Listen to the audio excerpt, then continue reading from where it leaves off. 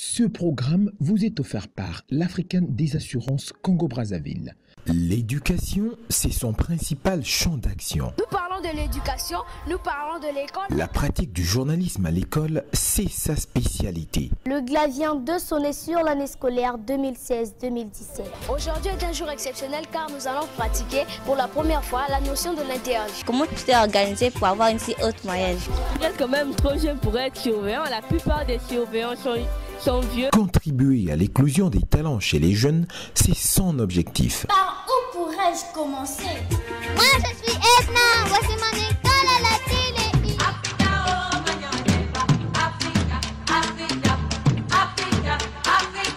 Avec elle, c'est une certitude.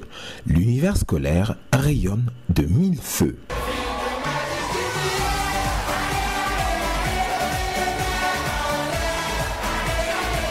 Ça se passe à l'école, dimanche 17h, mardi 18h15 et jeudi 11h sur le canal 332 d'IRTV International.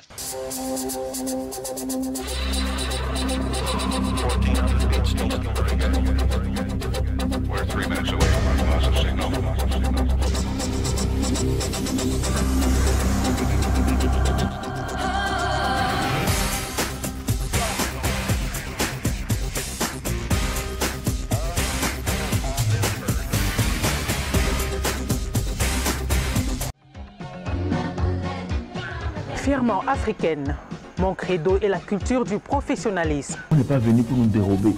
Lorsqu'il y a sinistre, on est venu pour accompagner. Des solutions d'assurance adéquates à mes protégés. Nous les accompagnons à la satisfaction. Je suis toujours disponible. Nous avons un seul mot, testez-nous. Votre satisfaction est ma raison d'être. C'est une compagnie jeune, mais une compagnie d'expérience. Installée depuis 20 ans, je connais vos besoins. On ne peut réellement se faire une idée sur une offre qu'en l'ayant testé. Les produits d'assurance que je vous propose sont conformes aux standards internationaux. Les produits de qualité et les services de qualité. Je suis l'Africaine des assurances. Au Congo, je suis pleinement chez moi, chez vous. L'Africaine des assurances Congo, le sens de l'engagement.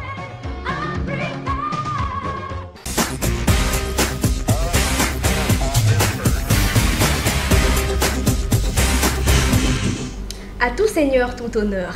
Bienvenue sur la chaîne privée internationale d'IRTV HD et bienvenue sur le plateau de votre magazine éducatif Ça se passe à l'école.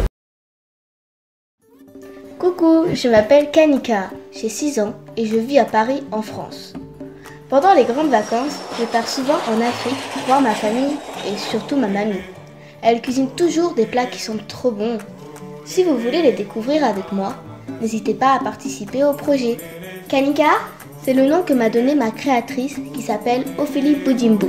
C'est moi Ophélie. J'ai créé Kanika suite à une frustration, celle de ne pas avoir eu la chance durant mon enfance de lire des histoires qui m'auraient appris à être fière de la richesse et du patrimoine culturel de l'Afrique. Tous les enfants ont envie d'avoir un livre qui leur ressemble et que tous les enfants ont le droit de rêver. J'ai créé le personnage de Kanika avec le souhait de faire rêver les enfants du monde entier à travers des histoires inspirantes et authentiques sur la tradition et la culture africaine. Les illustrations, c'est Ama qui les a dessinées. Ama, c'est une illustratrice jeunesse qui aime beaucoup dessiner tous les enfants du monde entier. Bonjour, je suis Ama, l'illustratrice de Kanika. Quand Ophélie m'a proposé de rejoindre son projet, j'ai tout de suite été conquise. Si Kanika vous inspire, n'hésitez pas à nous soutenir en passant une précommande. Merci, à bientôt.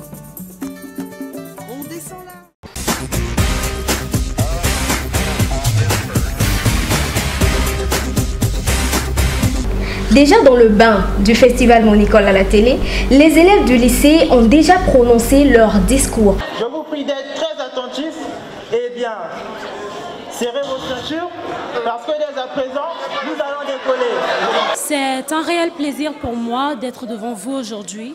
Mon nom est toute une phrase. Il signifie Dieu a fait un miracle. Il a donné une première fille à Ferdinand et Chiraline. Aujourd'hui, ici, ma présence est de vous porter un message d'alerte. Un message du fait de notre thème qui nous dit « Tirant des leçons de la stigmatisation des Juifs et des Tutsis au Rwanda ». On a divisé nos quartiers. Ici, il y a les Arabes et là, il y il y a les Américains. La stigmatisation, quelles sont ses manifestations, ses causes et ses conséquences? La stigmatisation est causée par le refus de la différence qui existe entre les êtres humains. Par cette expression, tout laisse à saisir que ceux qui stigmatisent refusent d'accepter que dans le groupe qu'on est en train de stigmatiser, toutes les personnes y incluses ne sont pas pareilles. Les hommes qui sont bruns, ils sont bizarres. Ils se prennent pour les plus beaux de la terre et ils se disent qu'ils sont les seuls maîtres du monde. Elle a fait ce qu'on appelle par la stigmatisation. Ce n'est pas parce que ma famille, une personne a volé, qu'on généralise toute ma famille comme étant des voleurs. C'est justement injuste. C'est le cas de cette jeune fille qui, par exemple, est sortie juste avec 2 ou 3. Elle se dit que tous les hommes qui sont bruns sont pareils. Non, détrompez-vous. Alors la question que je me suis posée est la suivante. Qu'est-ce qui peut pousser à stigmatiser? Et j'ai tout simplement compris que c'est parce que nous refusons d'admettre que tous nous ne sommes pas pareils. La stigmatisation est causée par la peur. Quand on commence à concevoir l'autre comme un danger pour nous, cela fait naître en nous de la haine. Et la haine qui va nous pousser à la stigmatisation. J'ai vu que la stigmatisation est le fait de porter jugement sur une personne, catégoriser un groupe de personnes de façon négative. Cette réalité que tous les hommes sont différents n'est malheureusement pas acceptée par tout le monde. Ce qui a conduit l'humanité à des crimes graves, dont le plus dangereux est le génocide. Génocide égale extermination, massacre. Extermination d'un peuple, d'une race, d'une catégorie de personnes. Imaginez la souffrance d'un peuple qui perd plus de 800 000 personnes.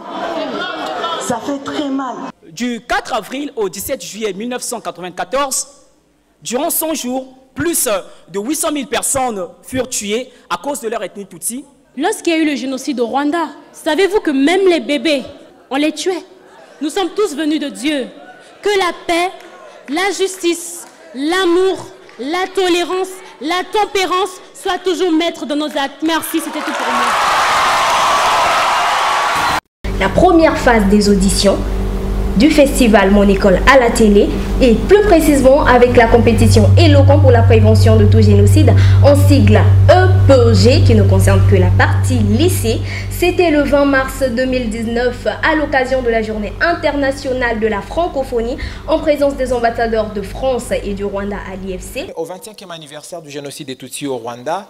Quand on dit le génocide des Tutsis au Rwanda, les mauvaises langues, les mauvais intentionnistes peuvent dire voilà, les Tutsis, ils ont commis aussi le génocide.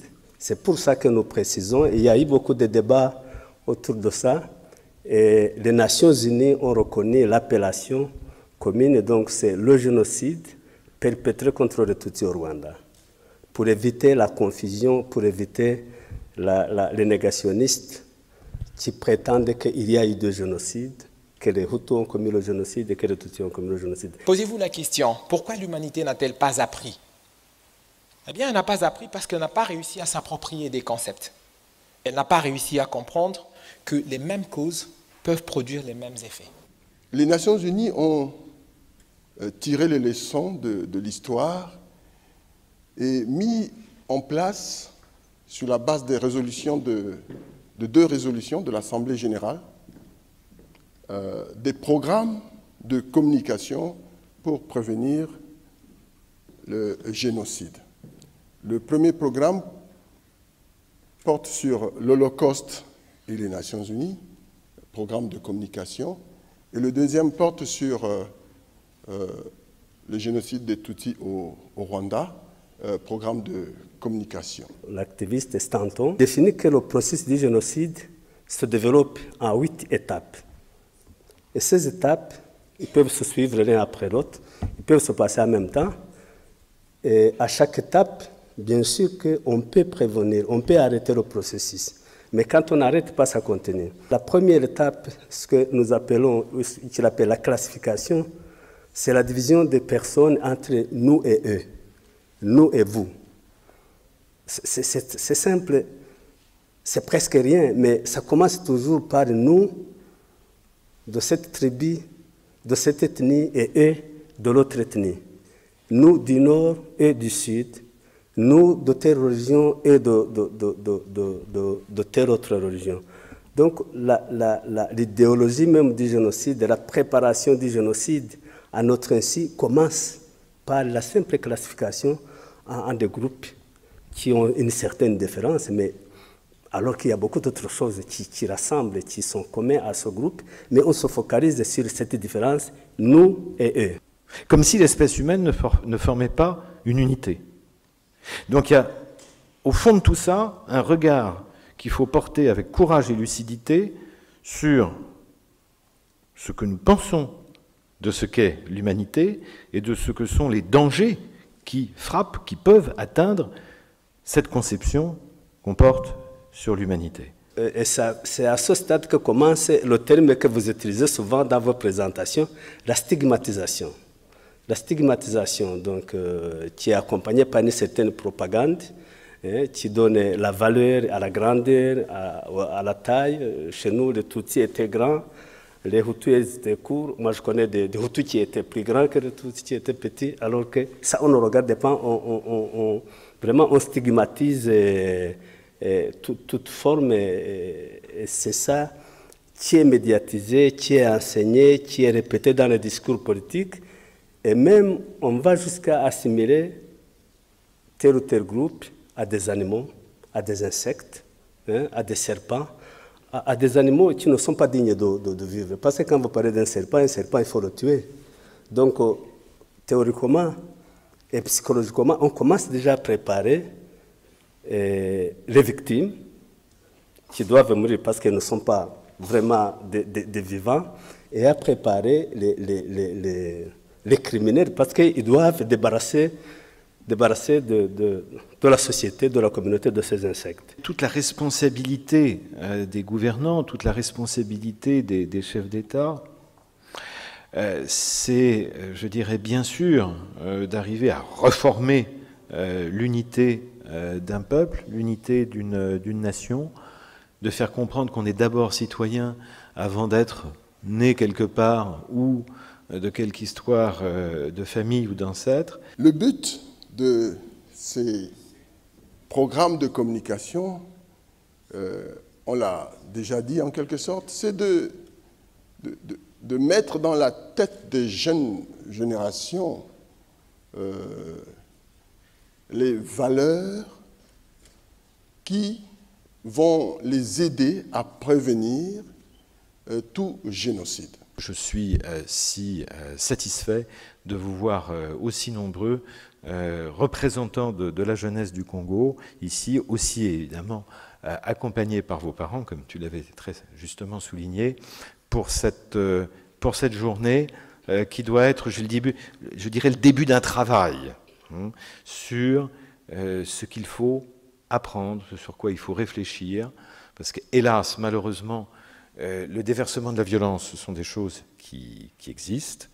On peut, si on réfléchit à la façon dont les choses s'enchaînent, mettre des crans d'arrêt quand il est encore temps, mais ça ne repose pas que sur la volonté d'une personne, il faut que ce soit aussi partagé par l'ensemble d'un peuple, d'où l'importance de ces programmes éducatifs.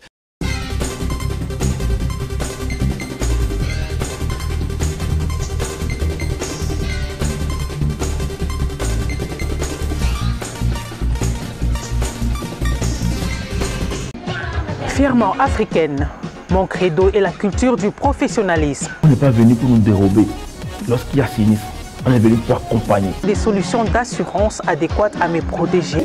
Nous les accompagnons à la satisfaction. Je suis toujours disponible. Nous avons un seul mot, testez-nous. Votre satisfaction est ma raison d'être. C'est une compagnie jeune, mais une compagnie d'expérience. Installée depuis 20 ans, je connais vos besoins. On ne peut réellement se faire une idée sur une offre qu'en l'ayant testé. Les produits d'assurance que je vous propose sont conformes aux standards internationaux. Les produits de qualité et les services de qualité. Je suis l'Africaine des assurances. Au Congo, je suis pleinement chez moi, chez vous. L'Africaine des assurances Congo, le sens de l'engagement. Pour répondre à la question du message de tout à l'heure, si le lancement de la phase finale a été lancé, oui bien sûr, c'est ce dont il est question aujourd'hui. Quand Phineas Chikeya, 24 candidats concourent sur un même thème. Oui, tirons les leçons des génocides des Tutsis au Rwanda, des génocides perpétrés contre les Tutsis au Rwanda. Ouais. Merci, monsieur l'ambassadeur, on a appris. Hein. Vous savez, la leçon, c'est difficile de la voir. Donc, tirons les leçons du génocide des Juifs et du génocide des Tutsis perpétrés contre les Tutsis au Rwanda. 2 points. La stigmatisation commence par le refus de la différence qui existe entre les êtres humains. J'ai encore une bonne mémoire. Très bien, Ken. Alors, la question de tout à l'heure. Oui. On en revient. Si on a choisi ce thème, c'est pour un but précis. C'est justement le sujet de la compétition tourne autour de la stigmatisation. Très bien.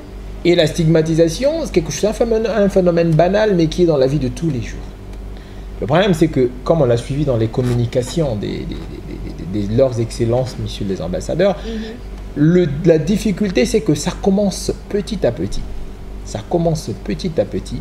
Ça couvre, et puis un jour, il suffit d'un petit déclic, et voilà comment au Rwanda, par exemple, en 100 jours, il y a plus de 800 000 morts. Oh là là. Ce qui, d'après les calculs, ont tué chaque jour 80 000 personnes. Vous vous rendez compte? Juste parce qu'au début, il y avait des petits actes, on a commencé par se séparer, et comme on a dit nous et eux, bon, eux ils sont élancés, nous sommes courts, eux ils ne travaillent pas, nous sommes des bosseurs. Voilà un tout petit peu où est-ce que nous en sommes partis. Maintenant, nous, on a choisi ce thème justement pour communiquer les valeurs du vivre ensemble. C'est là même l'intérêt de cette compétition qui utilise la parole pour communiquer, non pas véhiculer la haine, mais pour communiquer des valeurs de vivre ensemble, d'amour, de fraternité. C'est plutôt banal. Hein? Hier, par exemple, nous étions avec des candidats. Et puis, dans le lot de candidats, les candidats, je dis bien, il y en a un qui a sorti « Je hais les Quinois ». Oh là là. Et moi, je l'ai répondu carrément tout de suite là. Stigmatisation. Oui, j'ai répondu carrément tout de suite là. Donc, quand tu es passé devant là et que tu as fait ta compétition, tu joues au fanfaron en fait. J'ai dit, dans notre groupe, nous voulons valoriser des valeurs de vivre ensemble. Si tu as ce genre de langage, tu quittes. Ouais, c'est dans nous. Même lui, il a travaillé sur le thème, il y a travaillé, mais extirper ça en lui, c'est très difficile. C'est ça la première raison. Mais il y avait beaucoup d'élèves dans la salle et ils criaient de partout. On dirait que ça n'entrait pas, on dirait qu'ils ne comprenaient pas bien. Est-ce que le message est vraiment passé? Nous pensons que le message est passé parce qu'il y a un candidat, Tino Vaga, le candidat numéro G10, qui est revenu le lendemain me raconter une histoire très intéressante dans leur école. Et le prof, c'était un prof, je crois un prof de philosophie qui donnait son cours et puis après il a osé dire bon, vous les élèves de la série, ah vous êtes des tintins, de toutes les façons ce devoir là vous ne pourrez pas le faire. La classe a commencé stigmatisation. Ah, le prof a sursauté, il se posait la question mais stigmatisation ça vient d'où encore? Et après plusieurs insistances on lui a dit non, Tino vient d'une compétition, on a parlé de la stigmatisation. À la fin le prof s'est approprié du concept, a dit attention, à force de dire ça vous me stigmatisez moi aussi. Vous voyez, donc c'est un travail de longue haleine. Comme l'a dit l'ambassadeur de France, le départ, c'est cette activité-là, mais cette activité devrait se pérenniser. Nous, par exemple, nous avons prévu juste après implanter des clubs d'éloquence qui vont travailler sur ce thème de stigmatisation. Bravo. Et puis, en revenant à la question d'avant la vidéo, tu as posé la question de savoir pourquoi garçon-fille. Garçon-fille. Je réponds le plus simplement possible, c'est que je ne mets pas en compétition les hormones, je mets en compétition les cerveaux. Parce que si quelqu'un a une morphologie de femme, c'est parce qu'il y a des hormones, la sécrétion d'hormones qu'on appelle les hormones féminines. Et si quelqu'un est garçon, c'est justement la même chose. Or, la parité veut que l'on accorde les mêmes chances à tout le monde. Si je prenais les filles et les faisais compétir entre elles et les garçons entre eux, je ne serais pas en train de jouer à la parité. Parité oblige, j'ai choisi le concept garçon contre fille. De toutes les façons, ce n'est pas le garçon corps qui affronte, ce n'est pas la fille corps qui affronte, c'est le cerveau du garçon que je mets en compétition contre le cerveau de la fille. Les deux ont suivi la même formation, les deux ont bénéficié d'un même coaching et chacun interprète à sa manière. On pourra le voir dans la vidéo peut-être, pour voir qu'est-ce que ça a donné. Vous allez voir que vous n'allez vraiment même pas remarquer la différence entre un garçon et une fille. Vous voyez que tout le monde a appris. Voilà, donc Ken, nous allons suivre, les amis, mesdames et messieurs, un extrait des discours de ces candidats. Suivez. J'aimerais vous quitter par cette maxime extraite de mon ouvrage que je suis en train d'écrire, Introduction universelle à la vie, qui dit aussi bien, je cite, « La bêtise d'un citoyen ne doit pas être en nous une force nous permettant de faire l'unanimité de toute une nation. » Unissons-nous, parce que ton erreur peut faire à ce que j'avance. Mes avantages et tes erreurs vont nous faire monter et nous allons bâtir un Congo meilleur. J'ai fait un lien. Je stigmatise. Je préjuge mal l'autre. Ça entraîne quoi? La haine. Comment peut-on évoluer si nous plaçons des bâtons dans nos propres roues? Oublions tout ce qui nous divise et soyons unis. C'est dans l'unité qu'on bâtira un Congo prospère. Faisons usage de l'impératif catégorique d'Emmanuel Kant. N'utilisons pas autrui comme un objet. Appliquons juste 5 lettres dans nos cœurs. Le A, M, O, U, R. Chantons tous.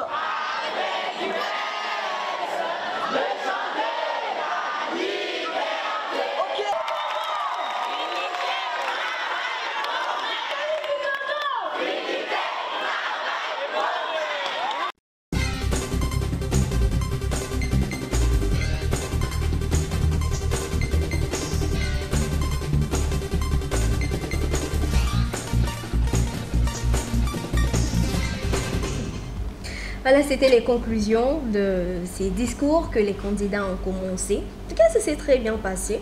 Merci à tous ceux qui nous suivent depuis le début.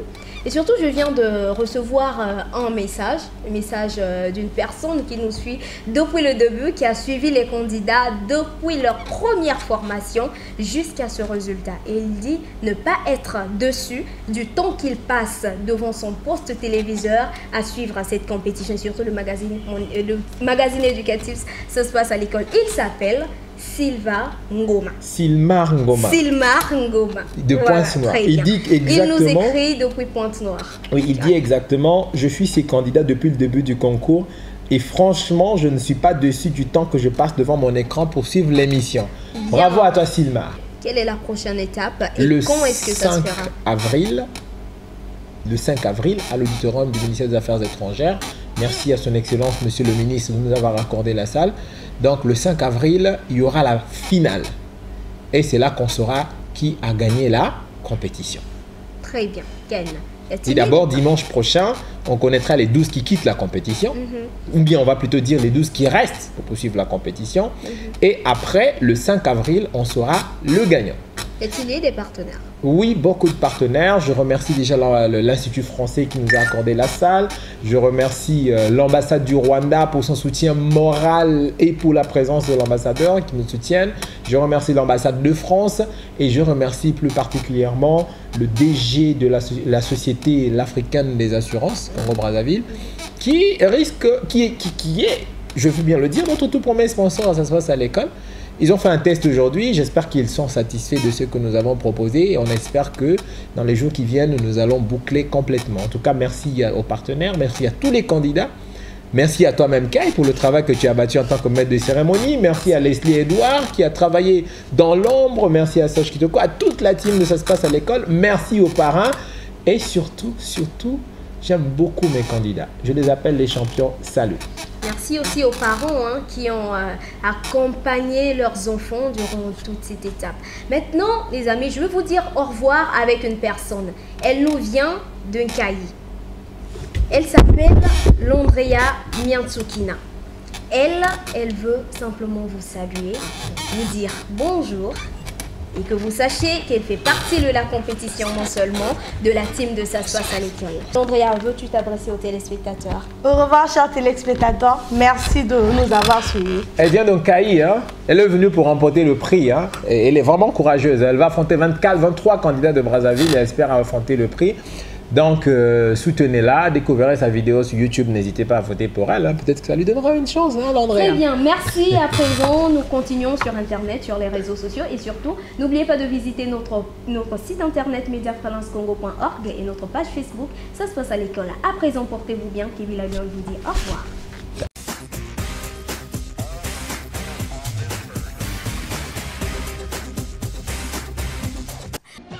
Fièrement africaine. Mon credo est la culture du professionnalisme. On n'est pas venu pour nous dérober. Lorsqu'il y a sinistre, on est venu pour accompagner. Des solutions d'assurance adéquates à mes protégés. Nous les accompagnons à la satisfaction. Je suis toujours disponible. Nous avons un seul mot, testez-nous. Votre satisfaction est ma raison d'être. C'est une compagnie jeune, mais une compagnie d'expérience. Installée depuis 20 ans, je connais vos besoins. On ne peut réellement se faire une idée sur une offre qu'en l'ayant testé. Les produits d'assurance que je vous propose sont conformes aux standards internationaux. Les produits de qualité et les services de qualité. Je suis l'Africaine des assurances. Au Congo, je suis pleinement chez moi, chez vous. L'Africaine des assurances Congo, le sens de l'engagement. Merci de nous avoir suivis. Continuons ensemble sur Internet et les réseaux sociaux. À très bientôt pour un autre numéro de votre magazine éducatif.